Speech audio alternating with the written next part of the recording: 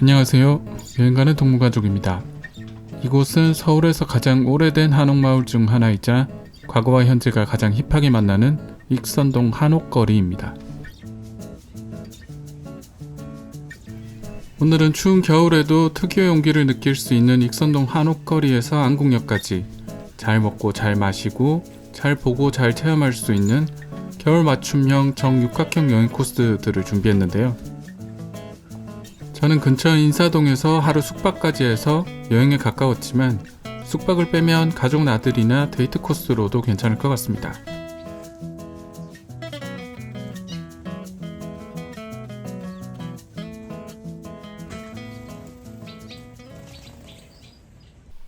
오늘의 첫 번째 목적지를 가기 위해 익선동 라인카페 앞으로 왔습니다.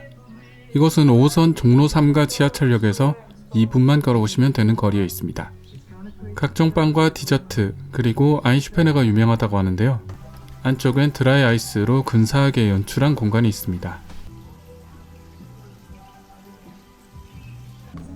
익선동 라인카페 옆 좁은 골목으로 들어가면 또 다른 가게들이 나오는데요.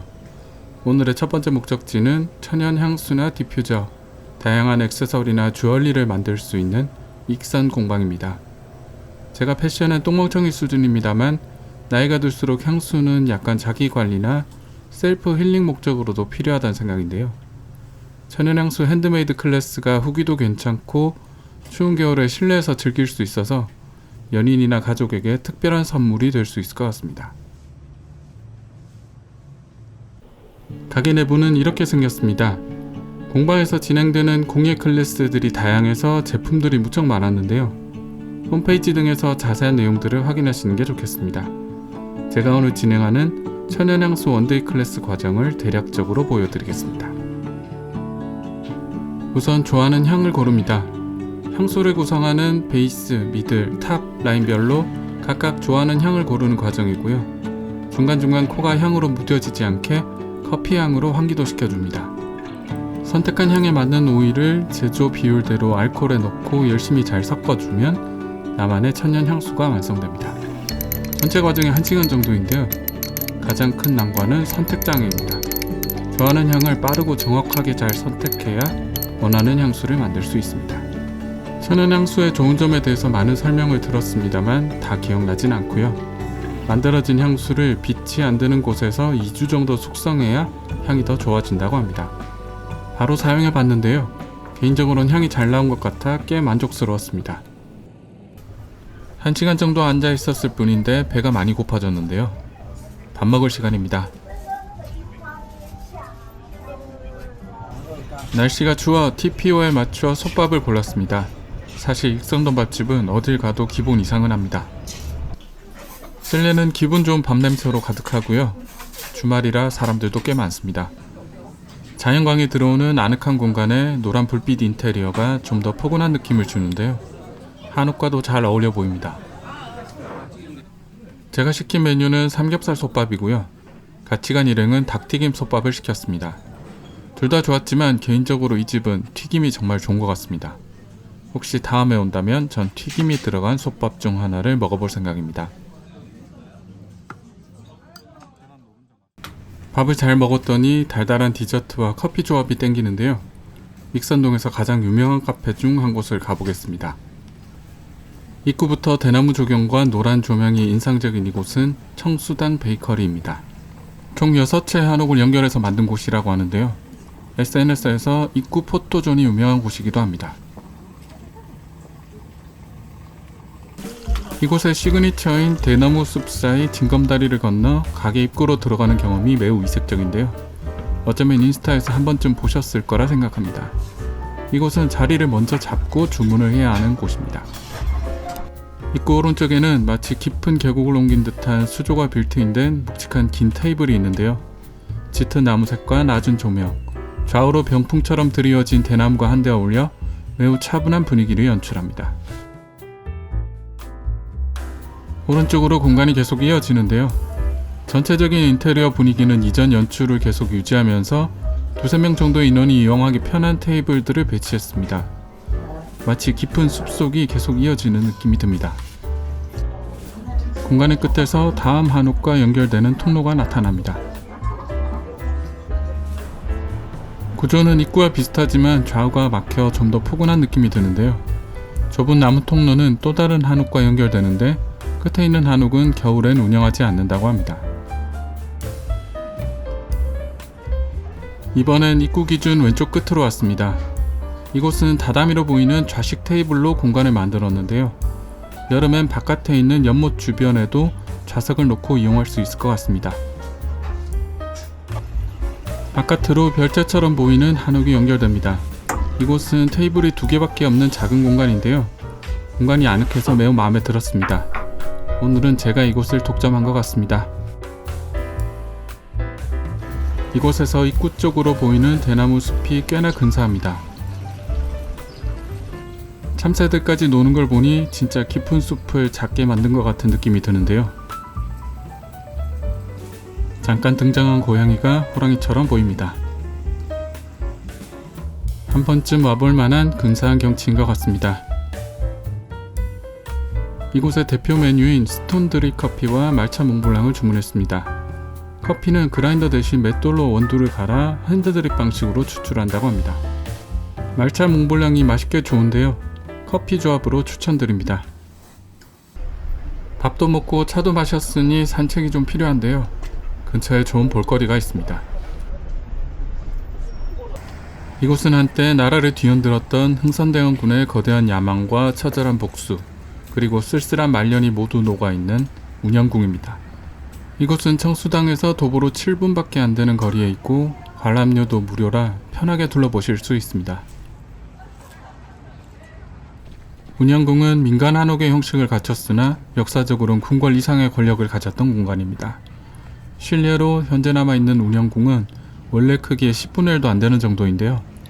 한창 때는 경복궁과 직접 연결되는 문을 가질 정도로 규모가 상상 이상이었다고 합니다. 지금은 핵심 주거 공간 3곳만 보존되어 있습니다만 이렇게 끝이 보이지 않는 담장만으로도 당시에 이 공간이 가졌던 권위와 규모를 조금은 상상할 수 있을 것 같습니다. 기나긴 담장의 끝에서 첫 번째 공간인 1호당을 만나게 되는데요. 1호당은 흥선대원군의 부인이었던 민씨 부인이 거주하던 곳입니다. 예전에 남성들의 출입이 엄격하게 제한되던 공간이었다고 하는데요. 건물 구조에서도 그런 특색들을 찾아볼 수 있습니다.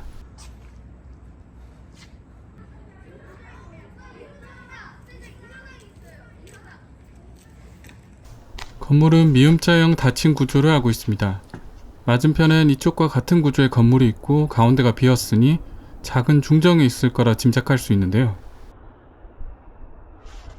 문 너머로 보이는 중정의 크기가 적지 않은데 중정으로 통하는 문이 보이지 않습니다. 말 그대로 폐쇄된 공간이라는 건데요. 이렇게 외부와 차단된 미음자형 중정은 여러 곳에 있습니다만 이런 무게감과 기품을 가진 건물은 흔치 않습니다. 건물 뒤편으로 돌아나가면 그 구조가 더 확실하게 인지되는데요. 이렇게 짙은 나무색이 주는 한옥의 무게감과 권위가 정말 대단합니다. 마치 건물이 튼튼한 성처럼 폐쇄적이며 단단하고 무겁게 느껴집니다.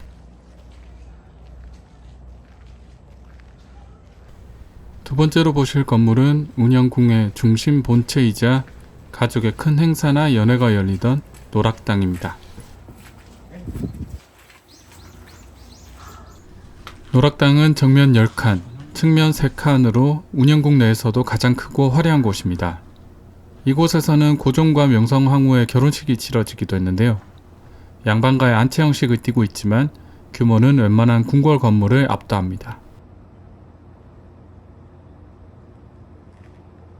건물 내에는 당시의 모습이 잘 재현되어 있는데요. 정갈하면서도 화려한 가구 배치와 각종 음식상의 모습들, 그리고 주방의 구조까지 아주 생생하게 살펴볼 수 있습니다. 노락당 뒤편으로 이제 소개할 노안당까지 이어지는 건물 모습을 보실 수 있는데요. 쉽게 끝이 보이지 않는 규모와 권위가 정말 인상적으로 다가옵니다. 마지막으로 살펴볼 건물은 흥선대원군의 거처이자 각종 정치적 결정이 이뤄졌던 운영궁의 핵심, 노안당입니다. 이곳은 다른 한옥 건물에서 잘 볼 수 없는 T자형 돌출 구조를 가지고 있는데요. 이렇게 돌출되는 부분에 누마루를 둬서 안에서 밖을 내려다 볼 수 있게 만들었습니다. 건물이 화려하지 않고 심플하고 간결한데도 뭔가 힘이 느껴지는데요. 왠지 킹덤에 나오던 조학조대감이 살았을 것 같은 곳입니다. 왠지 특별한 사람들만 앉을 것 같은 침상이 쉽지 않아 보였고요. 건물 자체가 주는 기운이 워낙 묵직해서 내부도 한참 살펴봤습니다. 이렇게 운영궁 구경도 마쳤는데요. 입구에는 유물 전시관도 따로 있으니 잠깐 시간 내어 살펴보시면 좋을 것 같습니다. 오늘 여행의 마지막 목적지를 가기 위해 3호선 안국역 1번 출구 쪽으로 왔습니다. 주말이지만 날씨가 쌀쌀해서 사람이 아주 많진 않은데요. 횡단보도 앞에서 코너만 돌면 마지막 목적지가 보이게 됩니다.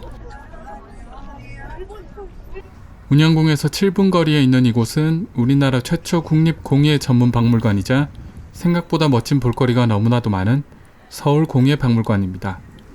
이곳도 입장료가 무료라 부담 없이 즐길 수 있습니다. 오른쪽에 유리로 된 건물부터 베이지색 3층 건물까지 모두 공예박물관이고요. 3월 15일까지 금기숙 기증 특별전이 열리고 있는데 저같은 예술 똥멍청이도 꽤나 볼만했습니다. 무엇보다 추운 겨울에 실내에서 따뜻하게 즐길 수 있다는 점이 좋았습니다. 1층 로비로 들어서면 나무로 만든 거대한 기와집이 보이는데요. 원래 이 부지가 조선시대 왕실의 결혼식을 치르던 안동별궁이 있던 자리라 안동별궁 일부를 현대적 공예 기법으로 재해석해서 만들었다고 합니다. 안동별궁을 지나 안쪽으로 들어가면 본격적인 전시가 시작됩니다. 말씀드린 대로 금기숙 작가의 전시회가 진행 중인데요. 철사와 구슬로 정교하게 만든 작품들을 잠깐 감상하시기 바랍니다.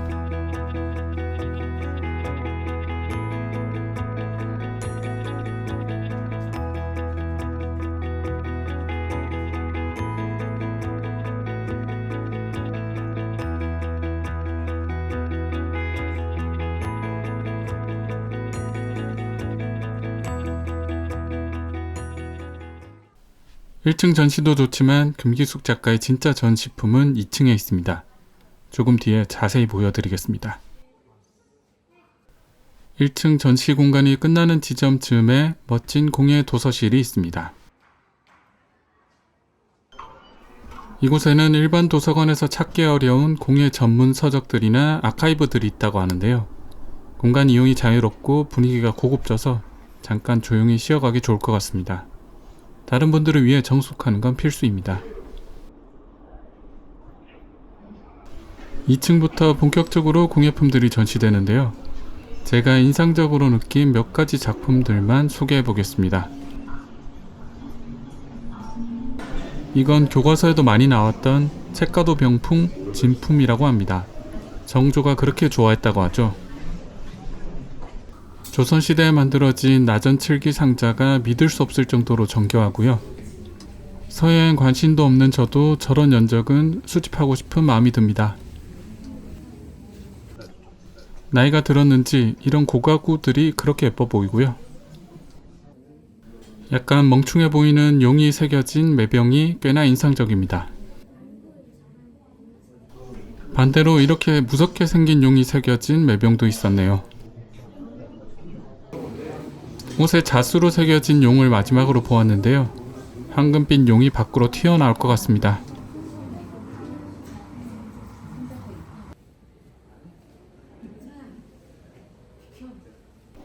교과서에서나 보던 잘생긴 매병들도 봤는데요. 규모는 국증방만큼은 못해도 볼거리는 꽤 많은 것 같다는 생각입니다. 금기숙 작가의 메인 작품이 나왔는데요. 웨딩드레스를 철사와 구슬을 사용해 옷처럼 만들었습니다. 바닥에 생기는 그림자도 꽤 신기했고요. 진짜 옷처럼 느껴지는 디테일이 매우 흥미롭습니다.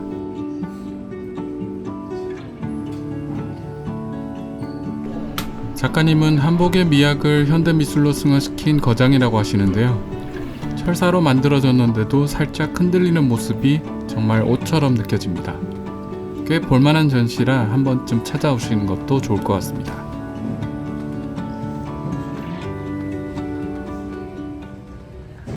추가로 소개할 곳은 서울공예박물관 경치를 오롯이 즐길 수 있는 카페 리와인드 서울입니다. 서울공예박물관 맞은편에 있는데요. 카페가 있는 2층으로 올라가면 통유리 창으로 서울공예박물관 경치를 파노라마처럼 즐길 수 있습니다. 눈이라도 살짝 내린 날엔 멋진 설경을 볼 수도 있겠습니다. 유명한 곳이라 사람이 많고 커피를 마셨던 터라 이곳에서 뭔가 먹진 않았습니다. 오늘 여행 어떠셨나요? 추운 겨울에 익선동과 안국역 주변에서 즐길 수 있는 여행지 혹은 데이트 코스로 필요하신 분들께 참고가 되었으면 좋겠는데요. 앞으로도 좋은 여행지 추천해 드릴 수 있도록 구독과 좋아요, 하입까지 부탁드리겠습니다. 감사합니다.